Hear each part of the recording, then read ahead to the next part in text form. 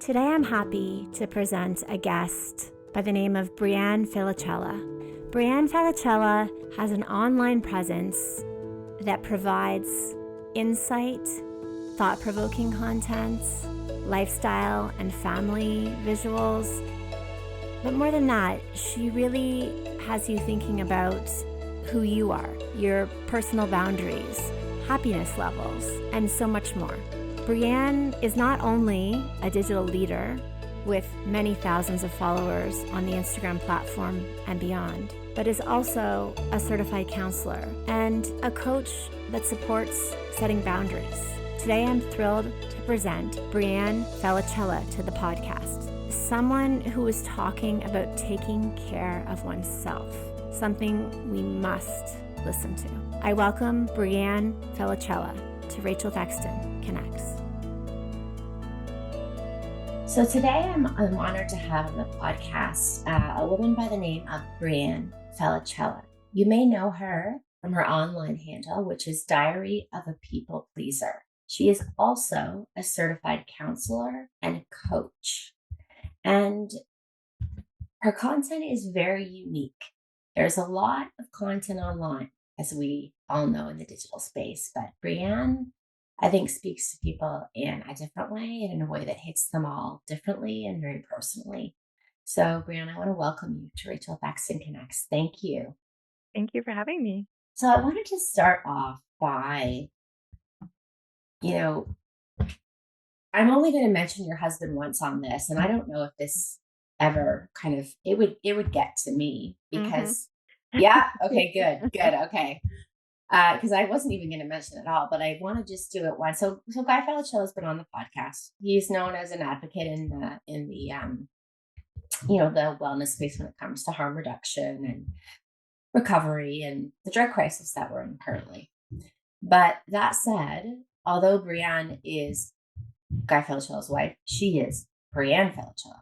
She is not Guy's wife, independent of anyone else, and has some pretty amazing things going on. So I wanted to intro by that any questions that come in, I trust will be related to her amazing expertise and content, because she's one pretty powerful lady who's done some and continues to do amazing things. So I'm thrilled to have her on. Can you talk a little bit, Breanne, about your transition story? So how you found your own peace and self-awareness, because, through your bio and chatting, you chatted about kind of a transition from a place of the unhealthy self-awareness to really knowing who you are and living by those boundaries. Yeah. So basically, my husband and I share a recovery journey. So I'm going to be 11 years sober in the summer. And, it was a struggle at first, and I didn't know why, or I didn't understand. All I knew was that I felt anxious. I felt scared to be who I was. I was fearful of making choices. I wanted to get everybody else's opinions first and do what I thought was right based off of their opinions. I was just afraid to show up authentically. I was afraid to be seen, and I really struggled with making friends because I felt like I was really trying to force myself into friend groups that didn't really feel aligned, but I put a lot of emphasis on having a lot of them. And I just felt defeated and crushed and lost and lonely, and I got sick of it. After my third son, I was just having a lot of postpartum anxiety, and I was like, I don't want to feel this way anymore. I didn't even want to post a picture on my own Instagram of just me because I was so fearful that people would judge me. If I had my kids with me or something, then it was okay because I was like showing a family moment. But Yeah. I didn't even want to post just a picture of my own self because I lived in so much fear of the judgments of other people or what I thought they might think. Like, oh, look at her, she thinks she's so good, or look at whatever we Yes. think that people are saying about us. And so I just was like, I'm going to make a brand new Instagram account where nobody knows me, and I'm going to go into the universe of strangers and just start being authentic and talking about how I feel and being real and showing up as who I am and being fearless. Because for me, I put a lot of emphasis on what people thought, from people that I knew. But in a world full of strangers, I had no fear about showing up as who I was. And so I just started this Instagram and I started to go on a journey of self-discovery. I was starting to understand anxiety more and what comes up and is rooted. And a lot of the times it's perfectionism and people pleasing and all these things. And I was like, what? I didn't even know what people pleasing really was. And I started to learn about boundaries and it really just started to uncover a whole lot of information that really just made things make sense for me. I was like, okay, the reason why I struggled with alcohol, the reason why I struggled with body image issues, the reason why I struggled with wanting to have a lot of friends or be accepted, all of that was rooted in people pleasing. Mm. And this is where it was all born. And when you were going through this journey, what was your or one of your biggest learning tools? Were you, researching? Were you studying at the time? Were you just kind of really doing a lot of self-discovery?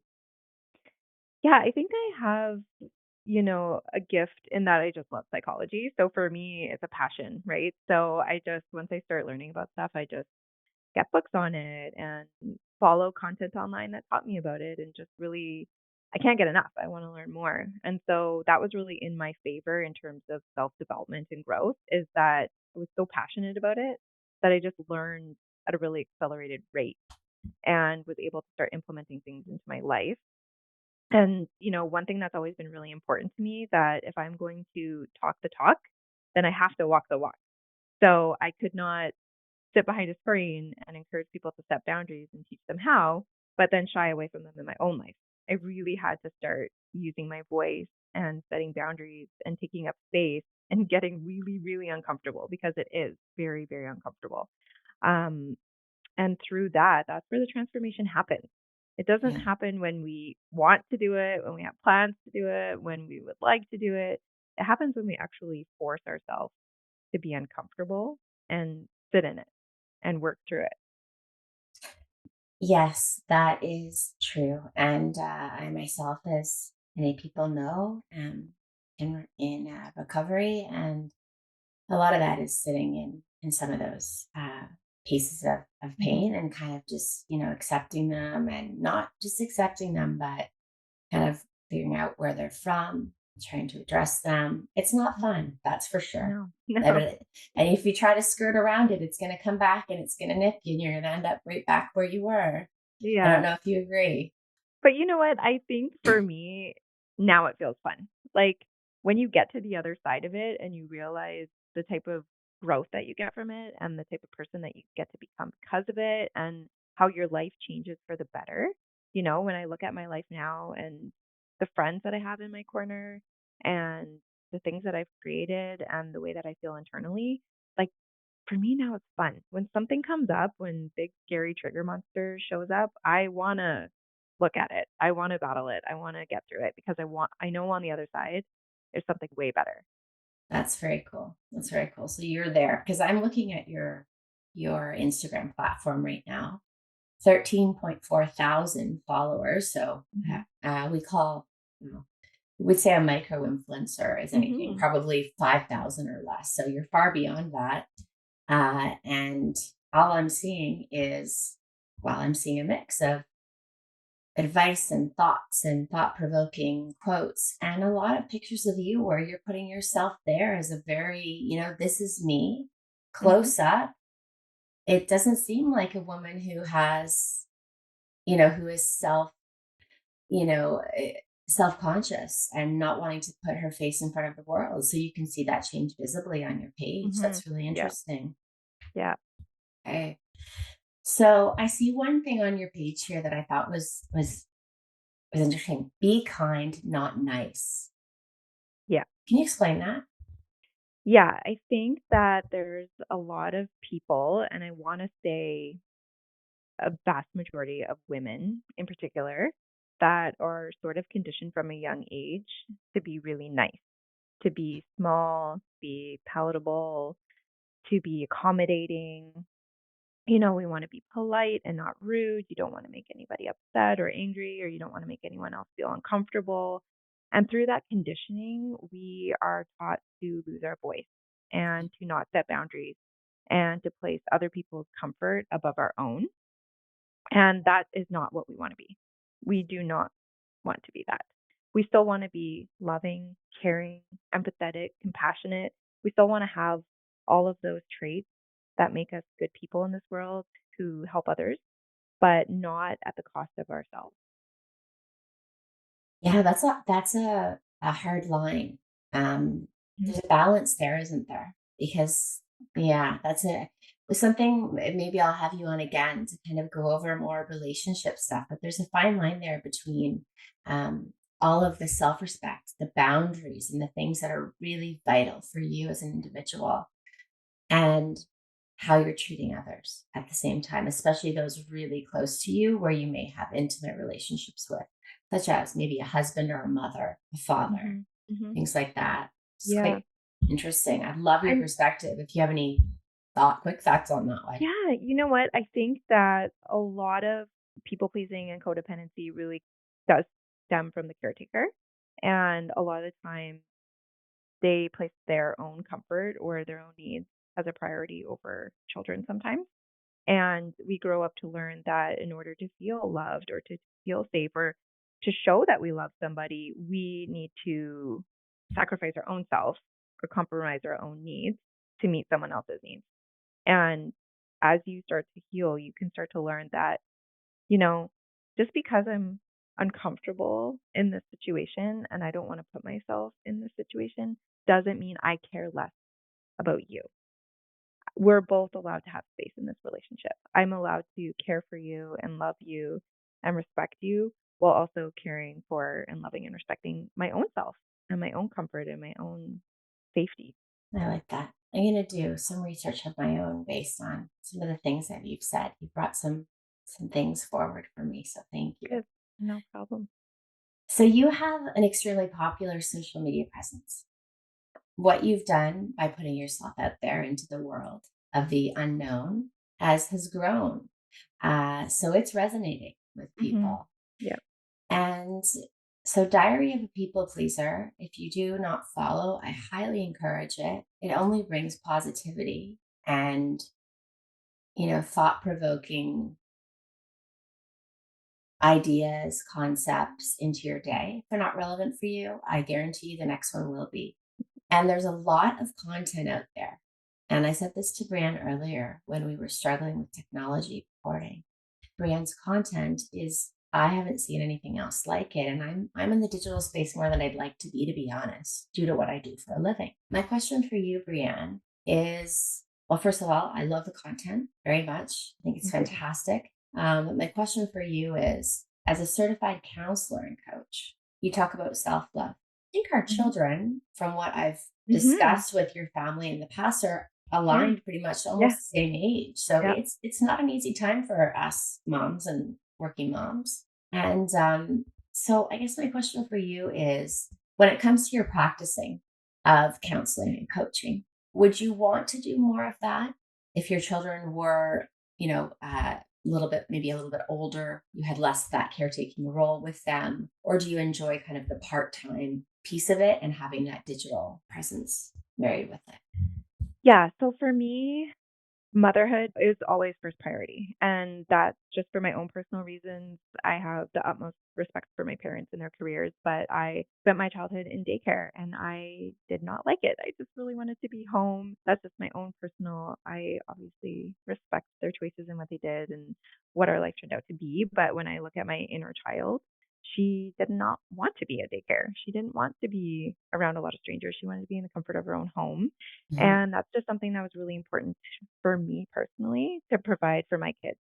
Um, and I have a lot of separation anxiety that I'm still dealing with, and I don't want to miss this time with my kids. I don't want to look back when they're adults and the time's already passed and gone and wish that I would have done it differently and that I would have spent more time and I would have been more present. And so I am trying my best to just do that now the first time. And so being home with the kids is my number one priority. But what I was finding was that it just wasn't enough in itself. I still needed to have that creative.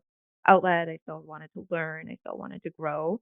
And so that's why right now this is a perfect balance. I'm getting the creativity aspect through my Instagram and just sharing knowledge and information and encouragement. And I also work with clients, so I'm getting that connection. And then I balance the rest with the home life, and I'm here at home, and I can be here when the kids get home, and I can be here when they need me, and I get to laugh and play and make all the memories because it's going really fast. It's vital. I am from home and my children slip little letters under my door. Yeah. And I feel guilty because I'm not out there with them. And I think they wonder, why is she here and not with us, you know? Yeah. Yeah. And I explained to them that, mommy would way rather be playing with you, and she will be. And I make it a point every day at the end of the day to stop working at 5 and we go and we do something in the park or whatever it may be. Mhm. And then weekend time and other times are ours. But I think the way that you describe that and you balance that is something that a lot of moms struggle with. Mhm. Do you find that moms come to you with balancing that, or is it more kind of really themselves and really finding who they are authentically as women? Yeah, I think it's about the authenticity. I think that women are so different and our needs are so different, and some moms really wanna have their career. They want their kids to go to daycare, they wanna have that time to themselves and grow and focus. Others don't wanna work and they wanna only be home, and some people need a balance, or some people work from home, like you said, and they're slipping notes under the door, and I think that no matter where you are, you're always going to wonder if that's the right choice or should you be doing it the other way. Right. So, I think it's just about finding what's authentic and true to you and being secure in that, it's like, okay, maybe they're slipping a note under the door, but at the end of the day, I know that they're still home with me, they're safe, they have their own toys and they're comfortable, they're not in a strange environment or overstimulated by all the kids around them. And so this is still a good balance for me. It's about finding, and I'm not saying that's your narrative, but I'm just saying this is how we find security in our authenticity is remembering our why and our reasons and reminding ourselves of those when those doubts come in because they are going to creep up. We live in a time in a society of constant comparison. And so you're going to need to Yes. get really clear on your why so that when it comes up, you remind yourself, you get grounded back in the reasons why you're doing it and why you enjoy it and why it works for you. Well, I can tell that you are certainly a certified, and not only that, but a good one because just the way in which you speak, and it's not the annoying way, like "How does that make you feel?" type of way. Yeah. It's the even when you said, "I know that may not be your narrative," understanding and actually resonating, and that leads to my next question, which is this: Mhm. many find counseling, therapy, coaching overwhelming because it Mhm. does require an investment and it can be hard to find someone they resonate with. And so Mhm. they avoid it. And when they avoid it, they often don't address the issues. And then there we Mhm. go. The snowball keeps growing as it goes down the hill. Do you Yeah. have any thoughts on this? On any tips on finding someone that you resonate with? Or any tips on those people who just have avoided the support they need because of that anxiety or that fear or that past experience? Yeah, I think that the only way to look at it is, let's say jeans, for example. When have you ever taken one pair of jeans off a shelf, walked into the change room, they're a perfect fit, and you leave with them? Like bathing suit, jeans, whatever. Usually you have to try on a couple to find the right one. So you don't avoid wearing pants because you have to try on a few different pairs in order to find one that fits. You are going to have to, as part of the experience, try on multiple pairs and styles and brands in different stores to find the one that works. And it's the same with human connection. Just because someone is a certified or registered counselor doesn't mean that their personality or their approach is going to fit with you. And so if you look at it through a lens of, I'm just going to go on this journey and when I find the person that I feel comfortable with, then that's where I'll land.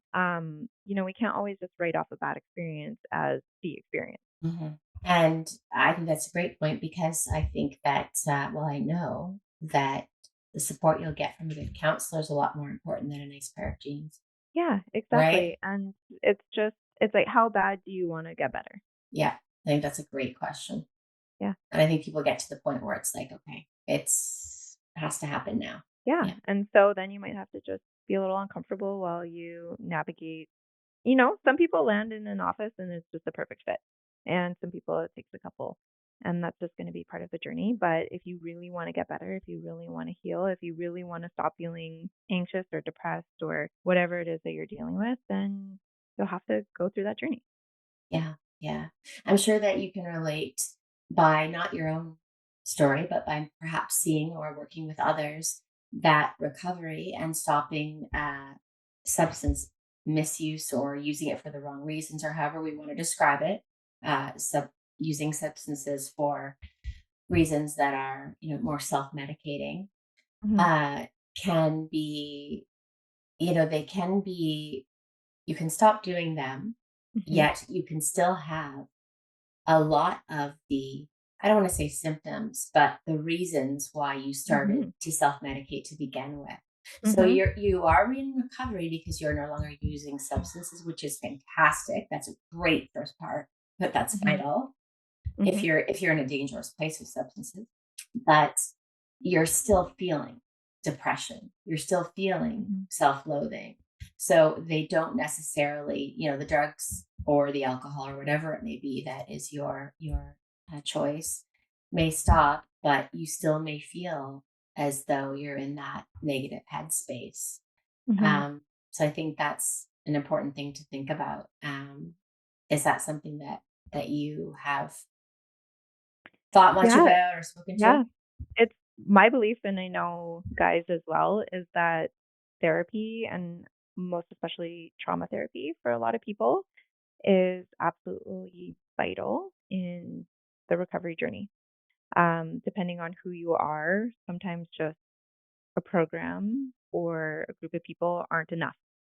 There needs to be something a little bit more that can help heal all those childhood wounds or traumas that are creating all the symptoms and the feelings that are making you want to escape, that are making you want to go out and have a drink or use so that you don't have to feel that way anymore. Okay, yeah. So it's just something to think about for Hmm. anyone listening who may be in that place. So people pleasing. I don't know if some people realize they're doing it at times. And I don't know if you agree with this, but in the workplace, even with friends, with a partner, with a Hmm. family member, Yeah. um, how did it manifest in your life? And can you tell us a little bit about how you saw you were doing this? How did you kind of realize I am doing this to please others. I am not, doing this as my authentic Hmm. Breanne. Yeah. You know what? I think that a lot of people do realize they are a people pleaser, and I hear it from a lot of people. And obviously, the people that I work with have identified that in themselves. But a lot of people really soften the blow of that acknowledgement with that it's them being a good person. Mhm. Or maybe they're being selfless, or maybe they're just really helpful, or maybe they just love, making other people happy. And when we make it all shiny like that, then it doesn't feel so bad. We actually feel like pretty awesome people. And it's like, where's my medal? I'm a people pleaser and I put everybody first. And I think that that's wherein lies the problem and where people Mhm. get stuck because they're not acknowledging the darker side of people pleasing, which is that you're living in fear.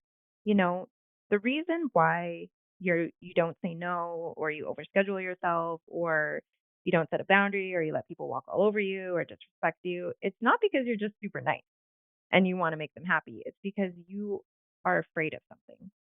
You are afraid that if you say no or if you don't show up or if you set that boundary, that that person might not like you anymore, that that friend might not prioritize you anymore, that that other person might get mad at you, that I won't feel safe and secured and valued and honored in this relationship because I'm having a voice now and they don't want me to have a voice. There's a multitude of different reasons why. And that's why it's important to look at, when I work with clients, it's not important to live in your past, but it's important to acknowledge where these things were conditioned.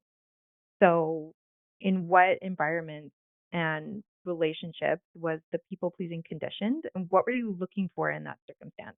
It's like I didn't want to say no because then they would get really angry and then I would get punished. And so I just learned to start saying yes to everything.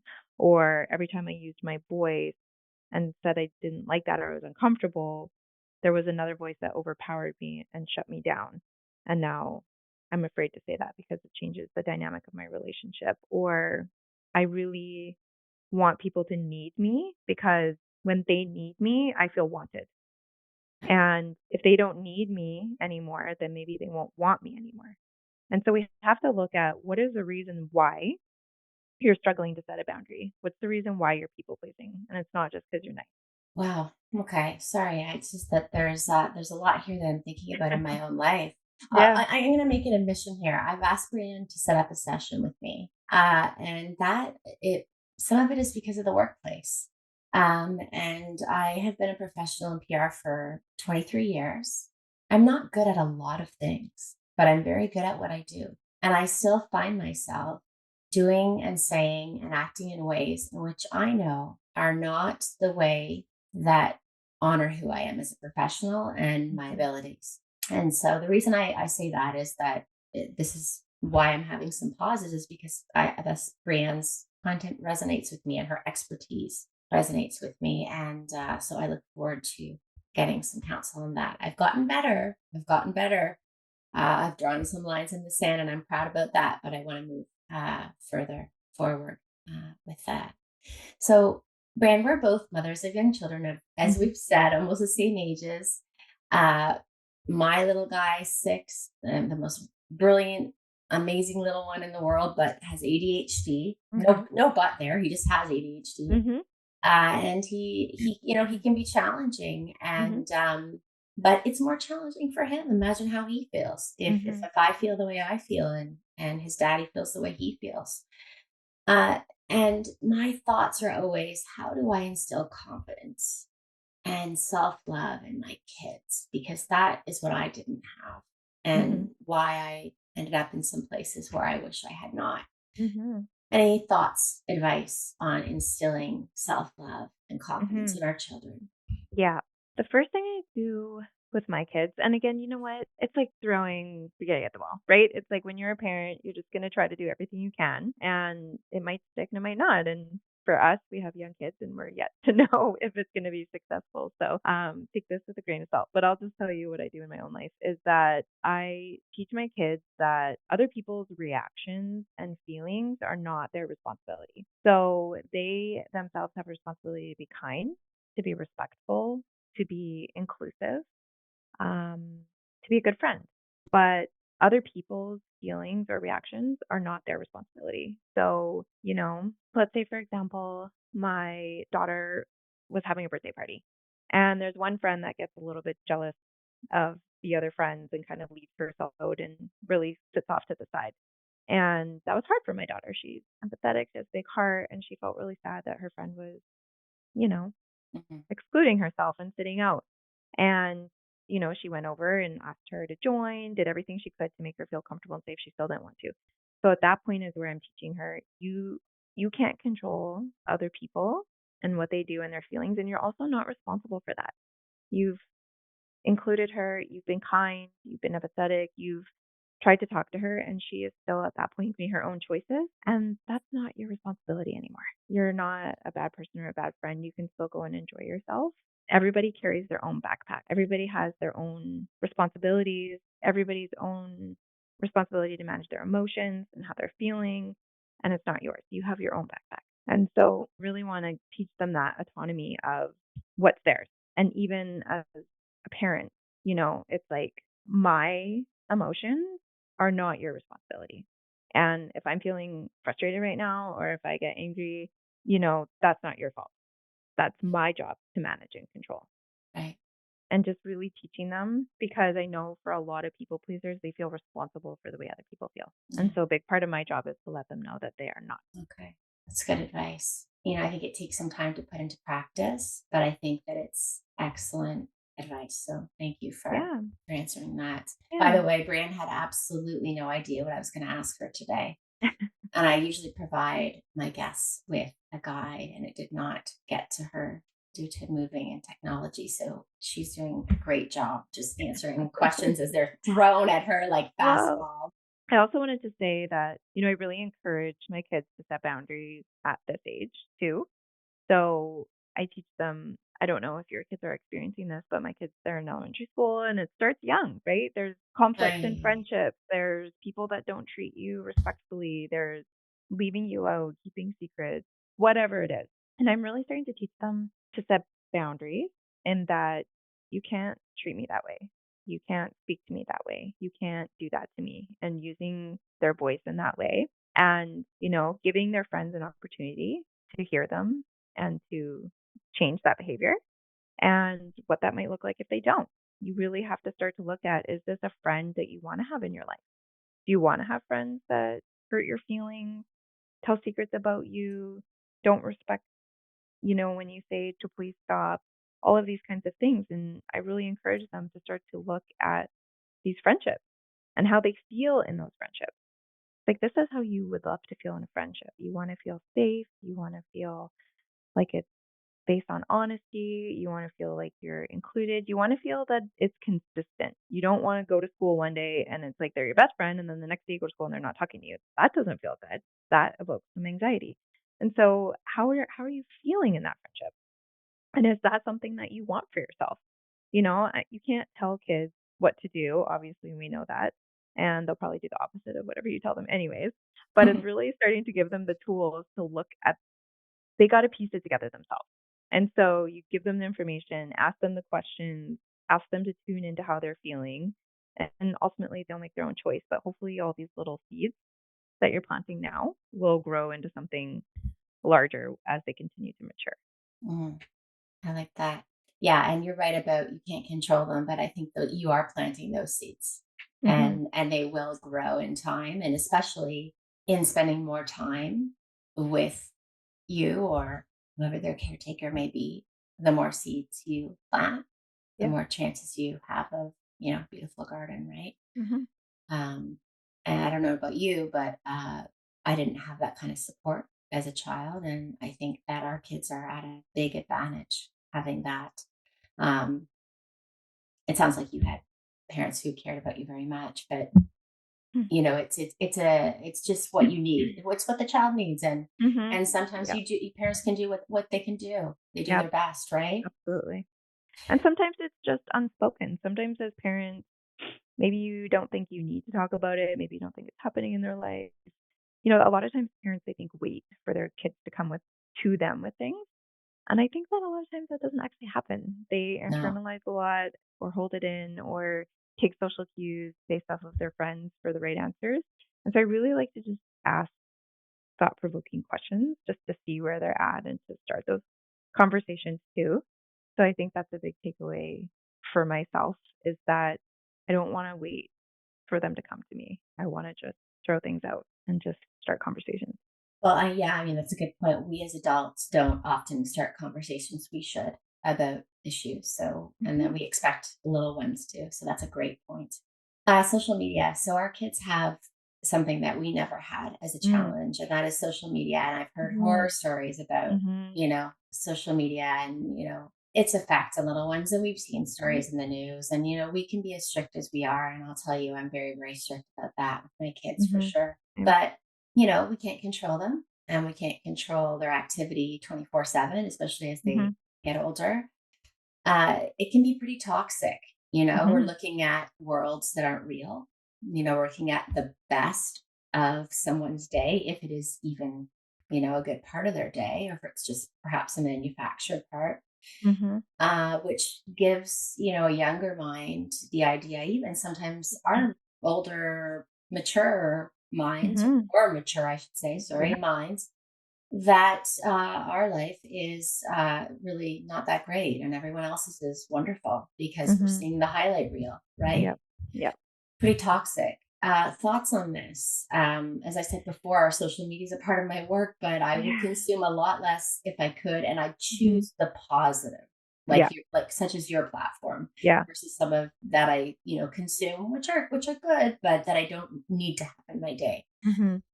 So any advice on the social media part of this whole dynamic? Yeah. Yeah. Honestly, it's terrifying as a parent. It just gives me a lot of anxiety. I always say to my parents, "You had, like, the best." So I'm an '80s kid, and I'm just like, it was, like, post-war, pre-social media. You had this, like, beautiful little, decade in there where you just didn't have the same Yeah. fears, I don't think, as, like, what a lot of us have to face now today, with the social media and everything. It's terrifying, and I know that as adults, we struggle a lot with social media and comparison, and so the damage that it's doing to young kids, just it's horrendous, and I think it's honestly what's fueling a lot of this addiction and overdose crisis that we're in right now because they're just in so much pain and they want to not feel that. And this constant comparison. And when I was in high school, it's like if I didn't get invited to the party on Friday, I didn't find it till Monday. Now kids are watching live what's happening with everybody around them all the time, what they're being excluded from, what they can't participate in. And it's gut wrenching, really.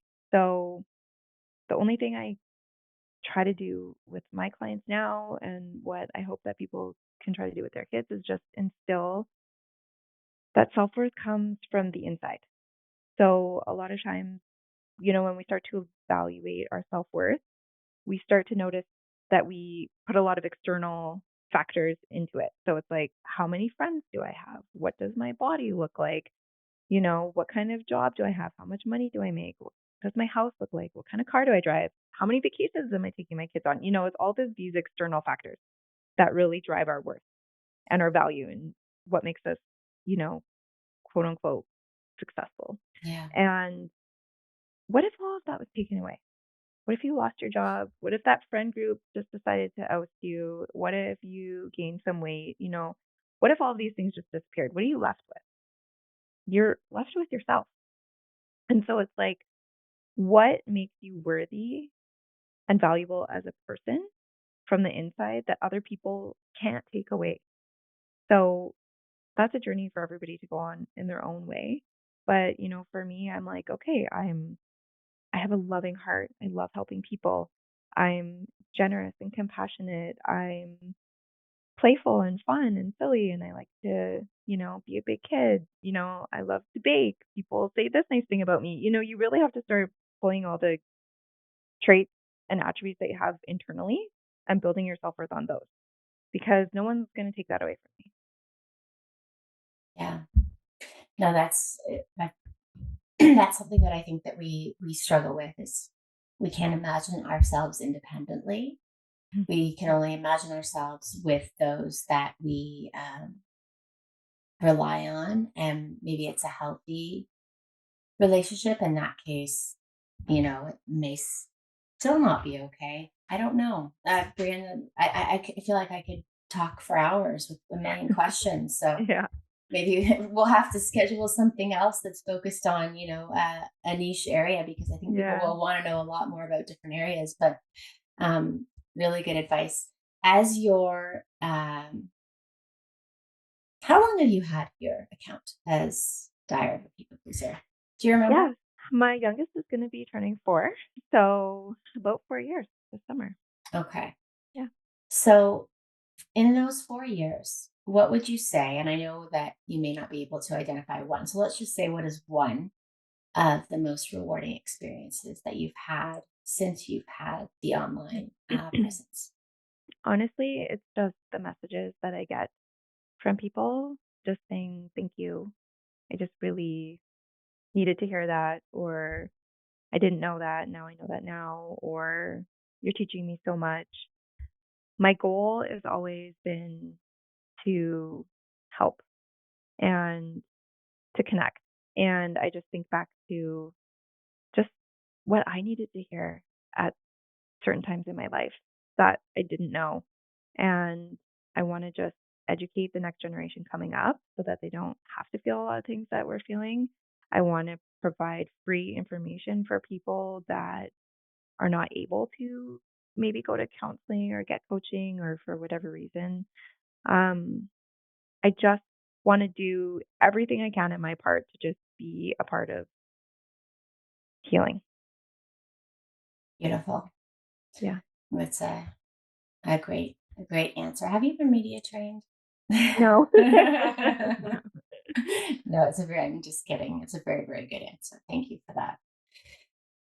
I wanted to ask you about what's next. And the reason I say that is because it seems to me I have this feeling that it's kind of only the beginning for you when it Yeah. comes to this area, this niche that you found. Yeah. Because like I said, I'm online a lot and I have not seen content that is, there's content that's, has some similarities, but not like yours. And so I feel like there's so much space for growth and more. And if whether or not you want that or not, and when I say growth, I mean, business wise or other Hmm. platforms or Yeah. opportunity. What's the next step for you? Or do you plan on kind of just growing the amazing work that you're doing now? All that I'm focusing on at this moment is just authenticity. I'm just showing up when I want, as I want, with what I want to say. And if it's working for people, then it's working for people. And if not, it's working for me. And that's just what I'm doing with my Instagram. I'm loving that it's gaining traction and that people are resonating and connecting with it. And I obviously hope to grow that more because I think there's so many more people out there that need to hear just really validating information. I think that a lot of people who are people pleasers or who struggle with codependency have been in maybe some narcissistic or emotionally abusive relationships. I think that they feel invalidated a lot. I feel that they live being unheard, being made to feel like the problem, and I really want them to escape that. I really want them to know that they're seen and they're heard and that their experiences are real. So I want to just keep showing up in that aspect. And I'm completing my certified counselor and I'm working as a life coach because I'm completing my degree and master's to become an actual registered clinical counselor. And I want to specialize in narcissistic personalities. I think that it's something that's misunderstood Hmm. and I think that is something that people struggle with in silence because of its covert ways. I think that there's a lot of people that walk among us that are charismatic and successful, confident, and we'd never know what they're doing in their own homes to the people that love them. And there's a lot of things that happen in separation that's horrific, and I don't feel like there's enough support for those victims. And so that's my passion, and that's what I'm working towards. I think that sounds great. I've Yeah. come across a lot of people who have gone through separations that have involved Mhm. exactly what you describe. And Yeah. as you say, a narcissist is not what we may think of, Mhm. And so I think understanding that is important. So please have a look at Brianne's social media presence to learn more about that. Breanne, I end every conversation with asking about my guests' favorite nonprofit, one or two local ones that they love or they support or that they really think are worth mentioning. So just wondering if there's one or two that you would like to highlight today. Yeah, I mean, that's a tough one because there's just so many. One that I've supported in the past is Cares for Women. So what they do is they provide free support for moms. And I think that this is so important because how do I say this? We live in a world that's out for monetization. There's a lot of supports if you have enough money to pay for it. And I love that they're a charity who they're the village. If a mom is, just having a struggle and needing some help, they have volunteers that come. You don't have to be low income. You don't have to be qualified for anything. You don't have to pay for it. A mom can just come and do some dishes for you or vacuum or hold your baby for you, even if you just need a little bit of space. They're just literally a village of volunteers that support new moms. And I'm just all about that. I think that there's not enough support for new moms. I think a lot of are lost and lonely and they need that. So Cares for Women is one. And then obviously the downtown east side is just a really close passion for my husband and I. So really anything down there that's going to support individuals who are struggling with substance use. Yes, thank you so much. I had not heard about Cares for Women, so thank you for sharing that one. I'll make sure to link to it in the promotion for this episode as well as on the episode itself.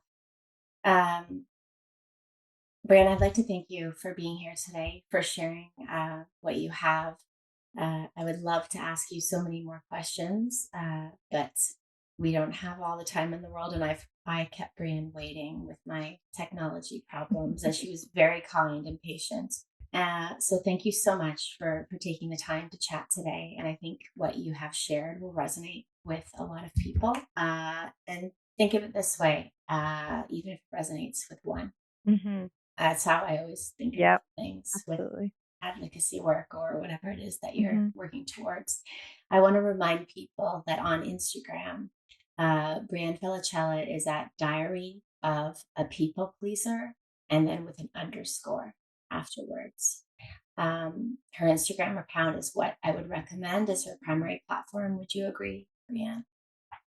Yeah. Okay. So it's just, I mean, the content is consistent. It's beautiful in the sense that it speaks to people's truths, whether it be, one may not be as close to you one day, but like I said before, the next day, I wouldn't be surprised if it hits right in the center of your heart. So this is an account you want to follow, not to get the best new style ideas, but to become a better you and a happier you, the real you. So thank you again, Breanne, for being here. Yeah. Thank you for having me. This was awesome. Be kind and truly connect. You are listening to Rachel Thexton Connect.